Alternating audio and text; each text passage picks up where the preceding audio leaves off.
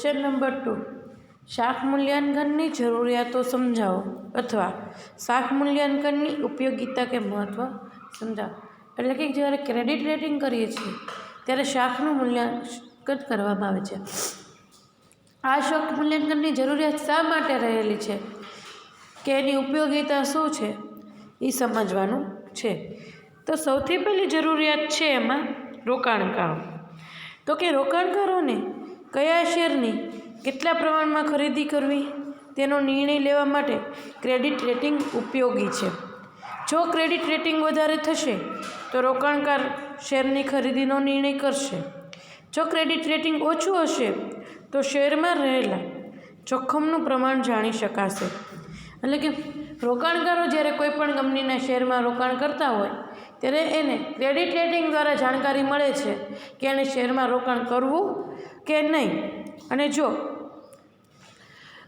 Credit rating સારું હશે તો એ ખરીદીનો નિર્ણય કરશે અને તેમાં જે પણ કંઈ જોખમનું પ્રમાણ રહેલું છે એ પ્રમાણને જાણી શકે છે.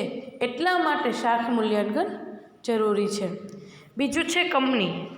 ક્રેડિટ રેટિંગને આધારે કંપની રોકાણકારો પાસેથી ધિરાણ મેળવી શકે છે.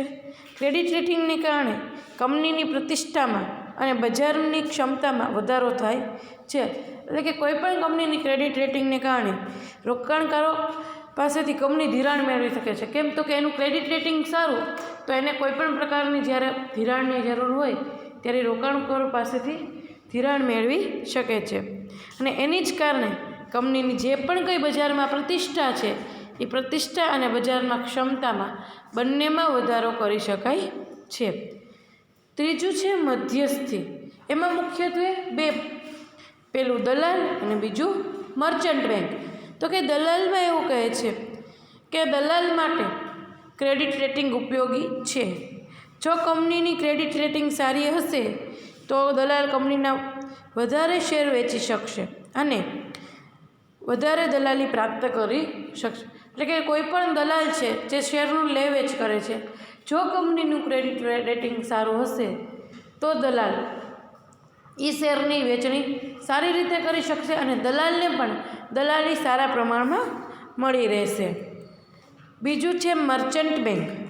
કંપનીએ આપેલ જામીનદારીઓ અંગે સંચાલનની કાર્યવાહી કરવામાં આવે ત્યારે તેની કિંમત નક્કી કરવામાં આવે ત્યારે ક્રેડિટ રેટિંગ ઉપયોગી બને છે. એટલે કે જ્યારે મર્ચન્ટ બેંક દ્વારા કોઈપણ કંપની આપે જામીનદારીઓ અંગેની જો સંચાલનની કોઈપણ કાર્યવાહી કરવામાં આવે તો તેની કિંમત નક્કી કરવી પડે છે અને આ કિંમત નક્કી કરવામાં ક્રેડિટ રેટિંગ ઉપયોગી થાય છે.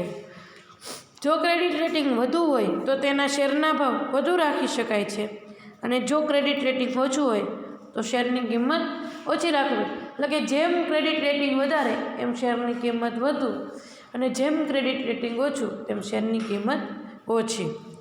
ચોથું છે શેર બજાર. સ્ટોક એક્સચેન્જ કંપનીની નોંધણીની વખતે તેમજ કંપનીના જામીનદારીની નોંધણી કરતી વખતે કંપનીની તપાસ કરવી પડે છે. પરંતુ જો ક્રેડિટ રેટિંગ કંપનીને મળી હોય તો તપાસ અંગેની કાર્યવાહીની જરૂર નથી. તેમજ કંપનીની શાખમાં વધારો થાય છે. એટલે કે જ્યારે પણ કોઈ સ્ટોક એક્સચેન્જ એટલે કે શેરબજારની કાર્યવાહી કરવી હોય ત્યારે કંપનીની નોંધણી કરાવવી પડે છે અને નોંધણી વખતે કંપની વિશેની તપાસ કરવામાં આવે છે. પરંતુ જો કંપની ક્રેડિટ રેટિંગ ધરાવતી હોય અને તો તેને કાર્યવાહી કરવાની જરૂર પડતી નથી. કેમ તો કે જેમ કંપનીની શાખમાં વધારો થાય છે. દાખલા તરીકે NSE અને BSE. છેલ્લું છે સરકાર અથવા સેબી. સરકાર સિક્યુરિટી એક્સચેન્જ ઓફ બોર્ડ ઇન્ડિયાનું મુખ્ય કાર્ય રોકાણકારોનું હિત જળવાઈ રહે તે અંગેનું હોય છે. સેબીનું મુખ્ય કાર્ય શું છે તો કે રોકાણકારોનું હિત જળવાઈ રહે એ અંગેનું છે. કંપનીનું ક્રેડિટ રેટિંગ સારું હશે તો તેમાં રોકાણકારોના હિતમાં જોવા મળશે. એટલે કે જેમ કંપનીનું ક્રેડિટ રેટિંગ સારું તેમ રોકાણકારોનું હિત જળવાઈ રહે. જો ક્રેડિટ રેટિંગ ઓછું હશે તો તેમાં રોકાણકારોનું હિત જોખમાય છે. એટલે કે ક્રેડિટ રેટિંગનું પ્રમાણ જેમ નીચું તેમ રોકાણકારોનું હિત નુકસાનકારક એટલે કે જોખમાય છે, અને જો ક્રેડિટ રેટિંગ સારું તો રોકાણકારોનું હિત જળવાઈ રહે છે. આમ આ 5 જરૂરિયાતોને શાખ મૂલ્યાંકનની જરૂરિયાતો તરીકે ગણાવી શકાય છે. Thank you.